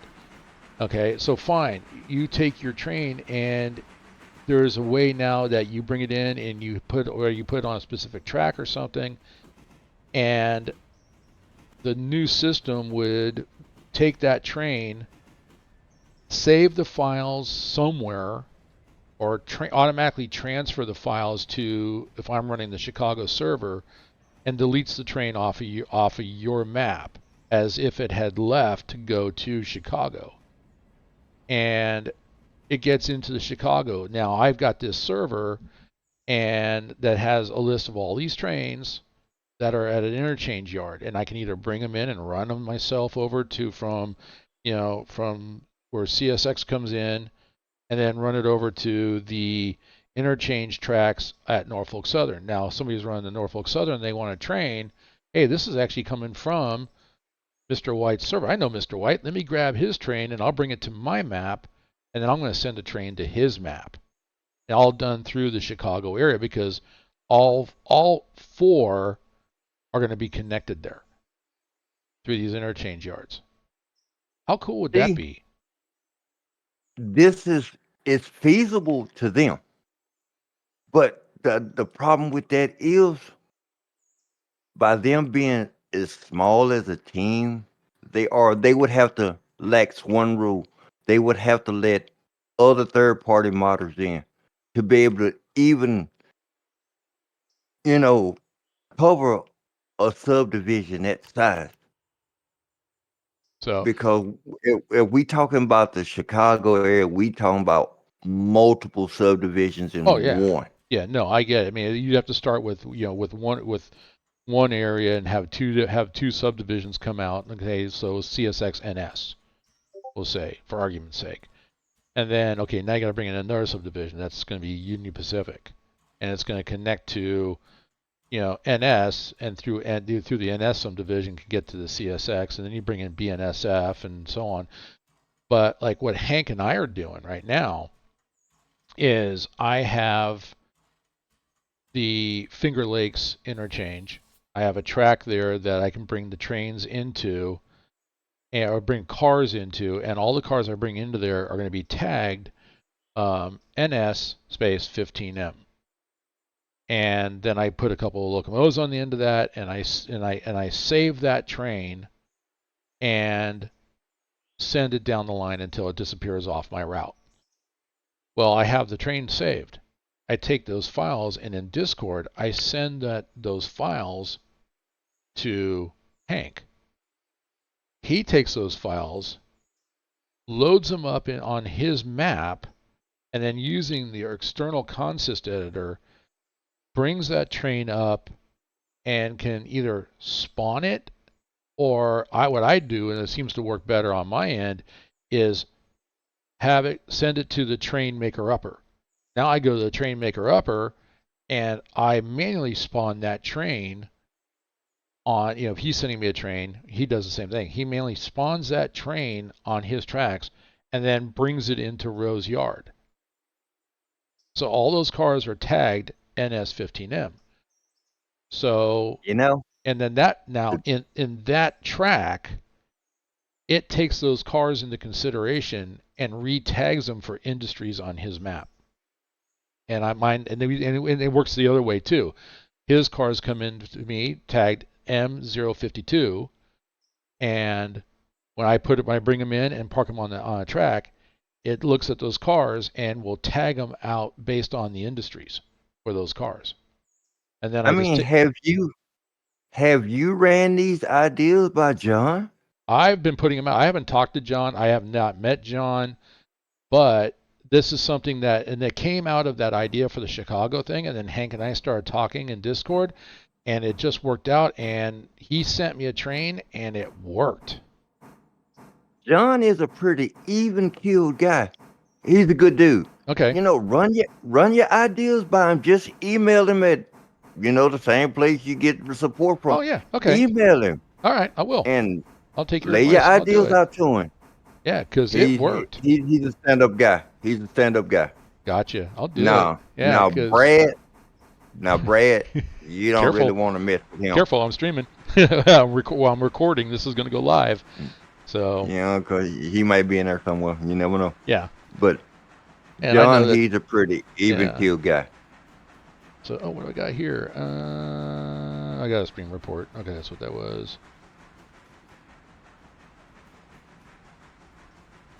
Because I have seen John take suggestions and they actually made them into Run 8.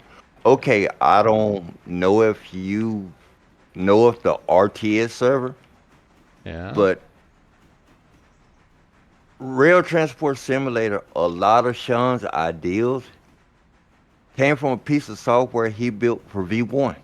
And they took a lot of his ideas and stuck them in V1, V2, and V3. Huh.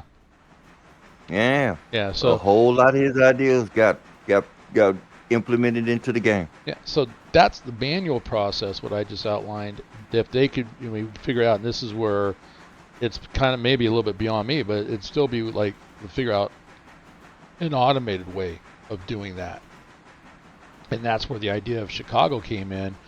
That this would be, individuals, whether it's Mateo or Depot Plus, or just Depot in general, they're going to run to Chicago, and it's like something on my end, tag that train, flag it something as this has got to go to, to Chicago, and as soon as I park that train, it takes it and copies that file over and automatically sends it.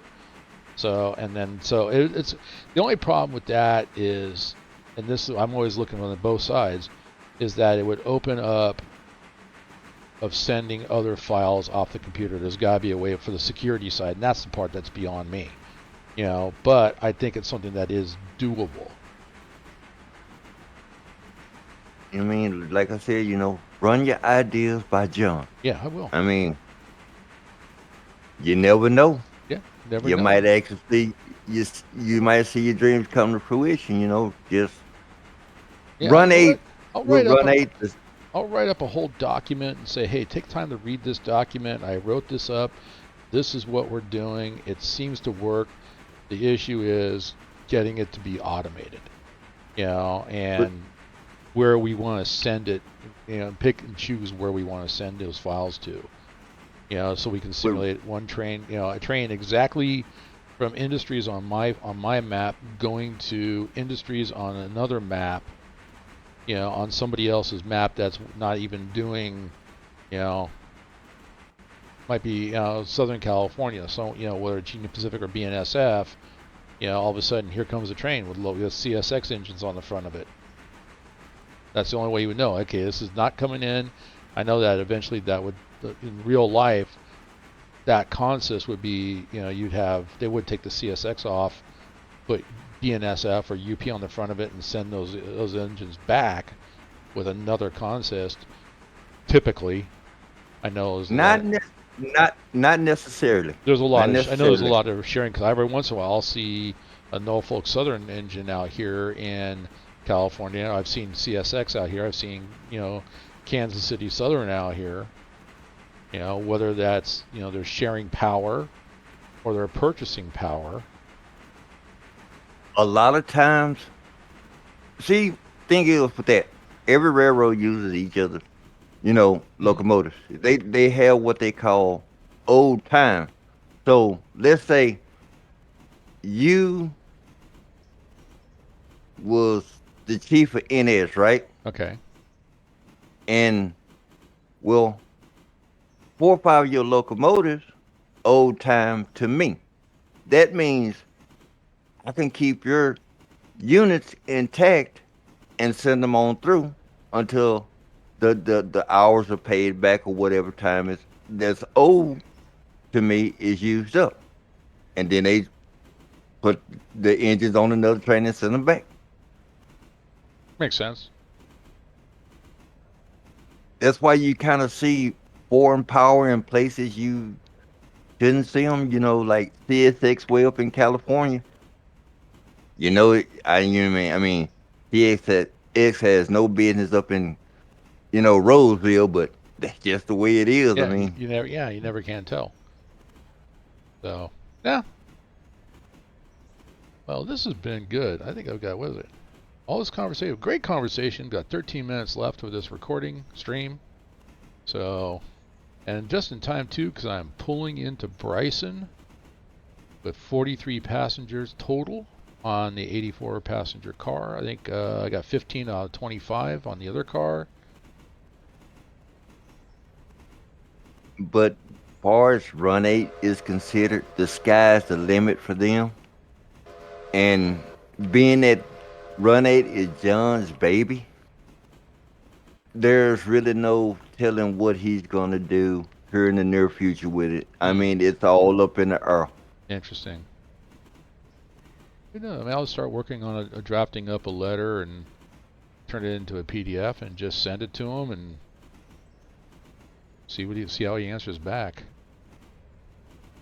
Because, in my opinion, there will never be another Run 8. I mean, Run 8, it was just the bar setter Yeah, for when it came out. I agree. I mean, no, well, we take a look at how long trains has been around, and there's a really good video about the evolution of trains. Where is its strength? Its strength is in surveyor, um, building a virtual model layout. You can even make it look like a layout in your basement, but the physics aren't there. And I mentioned that before. I mean, the trains operate like a model train does. Um, Microsoft, I think they dropped the ball. I mean, they have the opportunity, like maybe, hey, John, let me buy your product from you. How many millions do you want? Just a drop in the bucket for them to do that and bring it out. Because they were, I mean, Microsoft Train Simulator was kind of the standard, and they gave up on that. So, but yeah, Run 8, but it's not widely known. It is the standard, but it's not widely known. That's the problem. And I think if And they took And once again, we're back to let's put it on Steam, put it on a better platform, and fix the problems with have users create an account, able to get their files back that they paid a lot of money for. And everybody right now in this day and age, everybody works hard for their money. True. I Very mean, true. those are some things that are critical that they need to fix. Um, and word of mouth is great, but hey, it's on Steam now. Run 8 has gone to Steam. Now all of a sudden you have an entire huge community that has access to it. And And they don't have to change the prices. I agree with everything you said, and plus, if they put it on Steam, it would make it a whole lot easier for them to update it because it would be just a simple, streamlined process. You don't have to go download 50 million update installers or Yeah, Steam does it you for know. you. If there's an update, as soon as if I go to launch Steam and say I want to launch Run 8 and I launch it through Steam, it will say Run 8 updating. Oh, there was an update. Okay, I'll just wait for that to finish. People are used to that. And And then Steam, I buy it. Okay, so I buy Run 8 through Steam and I lose my files once because I have a hard drive. Once I get my computer fixed and up and running again, I download Steam, go to my account, Run 8. There's all my files that I've purchased. I can re-download them again. and and plus, Steam would just make the purchasing options so lovely. Cause I mean, Oh yeah, I get tired of getting warnings from the bank, possible fraudulent activity, and okay, right. I'm buying things back to back, and I mean, I mean, they could at least add a cart. I mean, something simple. Come on now. I Right. mean, Something. I mean, they do need to make that better, and I will agree that that is a problem. But I anyway, mean, yeah, but I still, but all things considered, you know what? And these are a few people that are listening. Like, okay, if you're wondering why should I buy Run 8, because like we said, it's the standard. It is the gold standard, and it's not about the how things look. It's about how it plays, how it runs. You want to learn how to drive a train? Run 8's it. You want to see how a train operates in real life? What an engineer and conductor have to go through? Run 8 is it. And they only and honestly, they only hit the tip of the iceberg, but they hit things that other train games like Railroader, um, Trains 2022. That's not a real life simulator like Run 8 is. That's a model railroad Run 8 simulator. is about as close to the real thing as you can get. I Exactly. mean, it simulates just about everything a real locomotive and freight cars do. Including people diving in front of the train when you come to a crossing. Now, if they really want to push the bar, Boom, $178. they could go Godzilla on the physics, and then there would be nothing out there that would be able to touch Run 8. Never. Yep, they go 100% absolute real. Yep. All right, I am done with the freight. One down, one back. What is my total? 178, 230. We'll call it 240, 270, 290. Here we go. 290, 392, 593, 630, 660, 701. Now this is just rough. So not bad. $701. And well, you got a load waiting to go back to Sylvia here waiting for you, and just a Awesome. few odd and end cars to be dropped off. You Nice. got two going to Bryson and one to Ella, and then you got those other cars for Connolly Creek and Stenzel. That's it.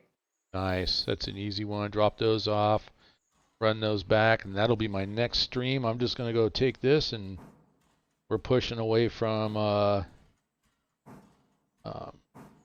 from Bryson Station right now. Going to go back over to the roundhouse and put this on the repair track, even though it doesn't need to be repaired. But that was good. I just threw all the other cars that I dropped off.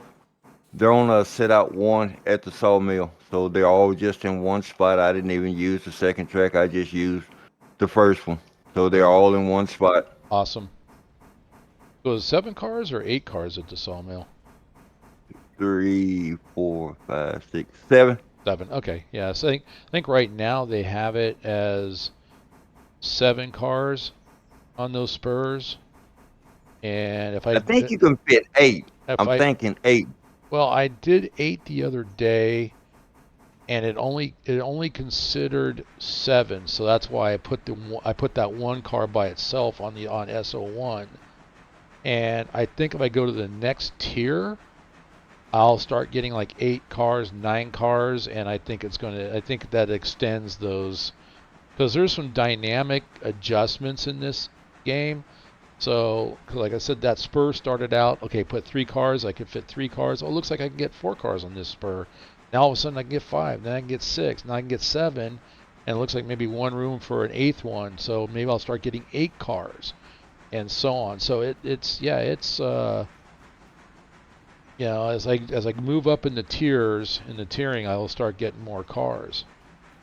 What tier you at now? 2 or 3? I'm at 2 right now, and I was thinking about going to 3, but I think what I'll do is when I finish this day, which is okay, I need to get one more logging run done, and then I've done 2 up, one, my daily, with your help, thank you. I went from Bryson to Sylva, and then Sylva back to Bryson with passengers, so that's done.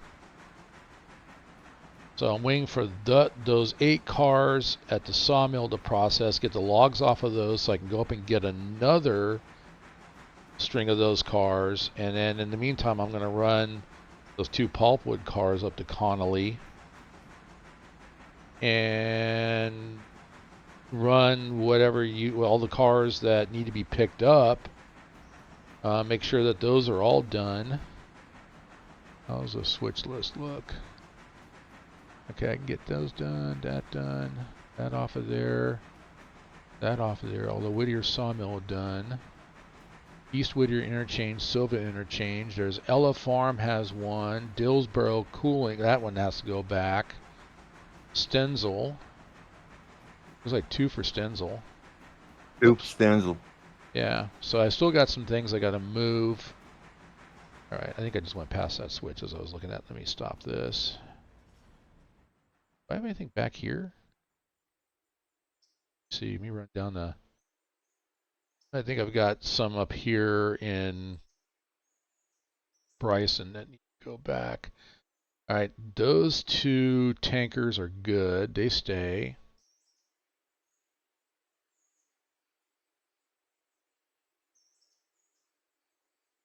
May have to run if I see what's up here at what is this up here? This plant up here. I do have one up here already. I can see it now. I've got one that needs to go back. So, Appalachian hardwood. So I know I got a couple cars down there, I think, that come up here, and one that goes back. You got 2 in Whittier for Appalachian hardwoods. Okay. You got 2 sitting here. All right, and they got one up here that needs to come back, so that'll be a quick run. So Stenzel and Appalachian, all those will be on one train going west. So we're good. All right, let me go ahead and park this. So I got work to do for the next stream out here and get day 17, part 3. Well, I tell you, if you need help, Absolutely. just send me a message in Discord. I'll jump right on in there and we'll get it done. Outstanding. All right. Yeah, and actually, same thing on yours too. Um, You can come over. I'll come over and help you. But yeah, this one, I mean, I'm getting to the point where I definitely need another freight car. I still need, so I need like the $1,500, $15,000 off the top of my head, about 16,000 because I need another freight car, or not freight car, but passenger car. And then I need to put in the signals. What do I have? Milestones. I have signals, and which is that's $7,500, and then well, $1,500. I could actually phase one of three. I have enough to order the Bryson Bridge line to Fontana. So I'm thinking I want to order another passenger car and then put the first signals in, and then after that, everything else is red marble grade, build Fontana Lake Bridge, Alarka Branch, Alarka Junction Y. So yeah, so actually I need to do the signals first to finish off that section, and then I can start building the line to Fontana. And in the Now, process is get another passenger car because I'm leaving people when at the station. when you get to that point where you start heading toward red marble, make sure you got some big and husky Uh, because that grade is a doozy. is it? Yeah, I mean, it's I'm a doozy. I'm thinking the Pacific. Well, I had to run 5 GP9s back up Oh, because I mean I'm at tier 5 on my save, and I had to run 5 GP9s back up just to make it over red marble. wow. That's how many cars I had because I was using Andrews interchange, and I mean between because you could use now once you unlock Andrews, you lose East Whittier as as the interchange. You Really? lose They it. take that away? Yeah, you lose it.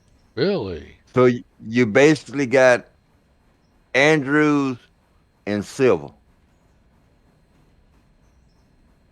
Wow. or you And could Bryson. dis or you could disable Andrews and keep Whittier and Bryson, or Sylva Well, and Bryson, vice versa. You know, yeah, because I mean, that, right now it's like the way I'm seeing it, everything would come up from the Sylva interchange with the Atlantic, then bring it up to Dillsboro because I built that yard, and bring it there, and then go back from Dillsboro back to Sylva to work that. That would be a little switcher that could use as a local, or one of these, like even keep the 10 wheeler around, use that as a local between Dillsboro and Sylva, and then Dillsboro, not even up to Whittier. Dillsboro would work also, Wilmot, and what's the other one?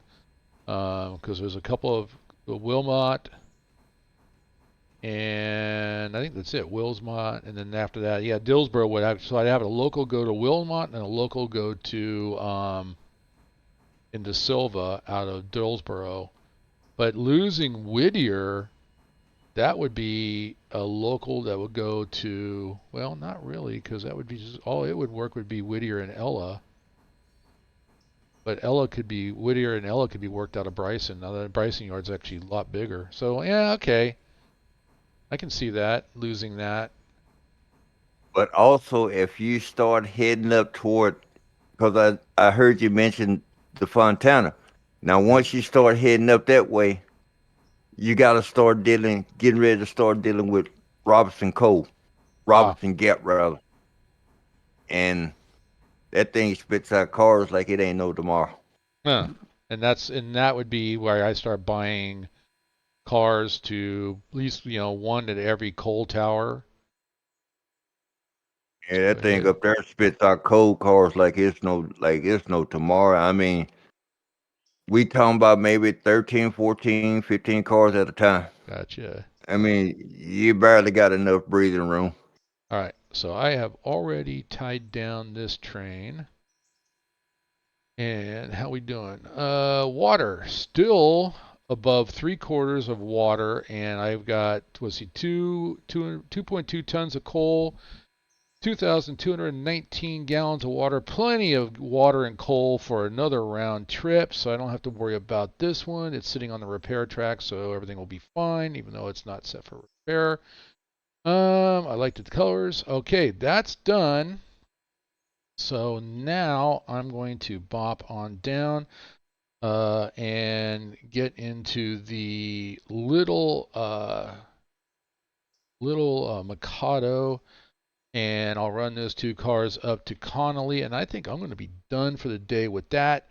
But as far as this particular stream is done, don't go anywhere. But Mr. White, I'm glad you hung out here with me. With great conversation. I mean, I think anybody who's going to watch this is going to get a lot of insight as to what it is to work on a railroad, and we covered a lot of things about Run 8. This was you really actually you sir made this a really good video, and I can't wait to put this up. I think this is going to be golden. Um, so I'm going to go change the title and change the description. I'm just I'm just glad, you let me be here, Oh yeah, no, it's a pleasure. I made a new friend, man. That's how I'm looking at it.